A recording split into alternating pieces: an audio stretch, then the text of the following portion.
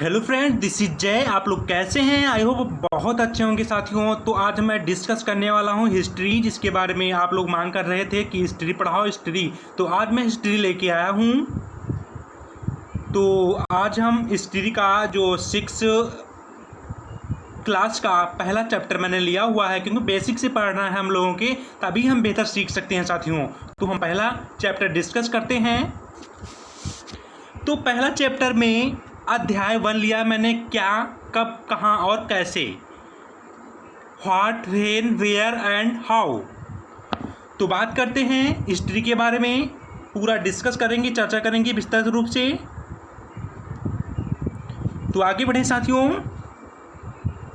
इतिहास क्या है, इसके बारे में हम लोग डिस्कस करेंगे। इतिहास के स्रोत क्या हैं, इसके बारे में भी डिस्कस करेंगे। भारत का नाम कैसे पड़ा, भारत का नाम कैसे पड़ा, इस पर भी हम डिस्कस करेंगे। तारीखों के मतलब क्या हैं, जो हमारी तारीखें होती हैं उनके मतलब क्या हैं, उनके बारे में ही भी हम चर्चा करेंगे साथियों। आपको टेंशन लेने की बिल्कुल ज़रूरत नहीं है। तो आगे बढ़ें। इतिहास क्या मतलब है, इतिहास का क्या मतलब है। व्हाट डज हिस्ट्री मीन्स, इस पे भी डिस्कस करने वाले हैं हम लोग। इतिहास का महत्व तो डिस्कस करते हैं। इतिहास के द्वारा हमें बीते हुए कल के राजा, इतिहास के बारे में हमें बीते हुए कल के राजा, साम्राज्य और सामाजिक जीवन के बारे में पता चलता है।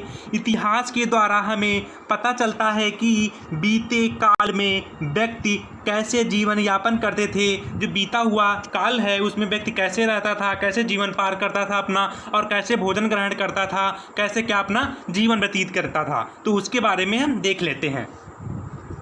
कैसे जीवन यापन करते थे साथियों, और क्या खाते थे और क्या पहनते थे।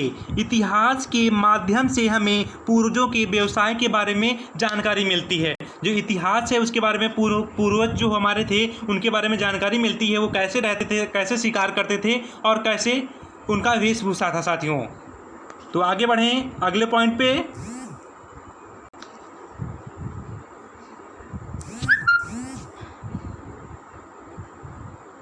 तो आगे बढ़ते हैं इसी बात पे हम साथियों।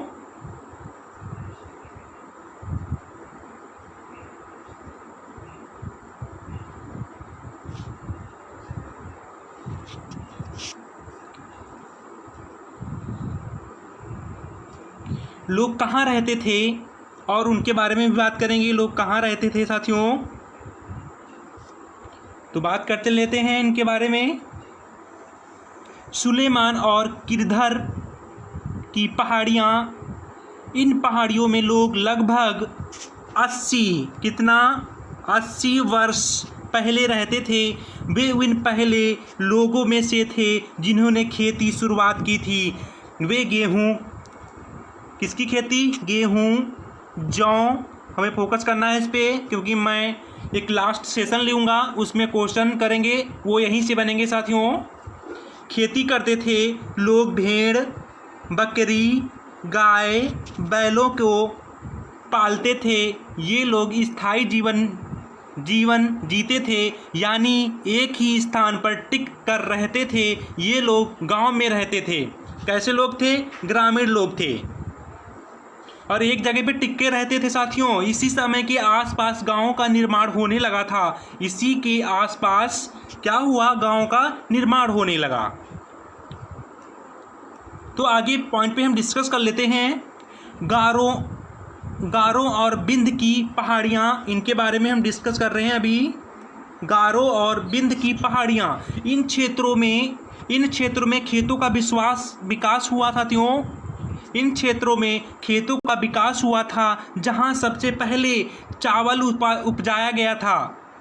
कहाँ विकास हुआ था, इन क्षेत्रों में, गारो और बिंद की पहाड़ियों में सबसे पहले क्या किया गया, चावल उपजाया गया, चावल की खेती की गई। वहाँ पे चावल उपजाया गया। वे स्थान बिंद के उत्तर में स्थित थे। कहाँ स्थित थे, बिंद के उत्तर में स्थित थे। तो यहीं से क्वेश्चन मैं लूँगा अगले सेशन में।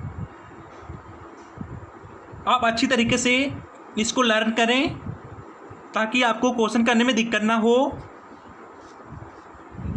गंगा तथा इसकी सहायक नदियाँ, जो गंगा है, गंगा तथा इसकी सहायक नदी के बारे में डिस्कस करते हैं। गंगा के दक्षिण में इन नदियों के आसपास का क्षेत्र प्राचीन काल में मगध, गंगा के दक्षिण में इन नदियों के आसपास का क्षेत्र प्राचीन काल में, कौन से काल में? प्राचीन काल में। आप लोग नोट करते जाइएगा, जो मेन टॉपिक लगे उसको आप नोट कर लीजिएगा, ठीक है साथियों। तो वर्तमान बिहार नाम से जाना जाता है। प्राचीन काल जो मगध में है उसे हम वर्तमान बिहार के नाम से जाना जाता है। इसके राजा बहुत शक्तिशाली थे। जो बिहार मगध के राजा बहुत शक्तिशाली थे साथियों, और उन्होंने एक विशाल राज्य की स्थापित किया। उन्होंने क्या किया? एक विशाल राज्य को स्थापित किया था। तो आगे देखते हैं इसके बारे में। देश का नाम, उन्होंने क्या किया? देश का नाम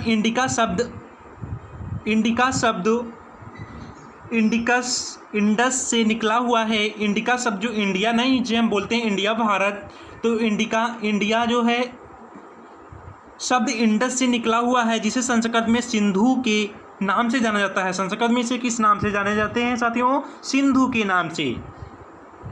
लगभग 2500 वर्ष पूर्व उत्तर पश्चिम की ओर, लगभग 25 वर्ष पूर्व उत्तर पश्चिम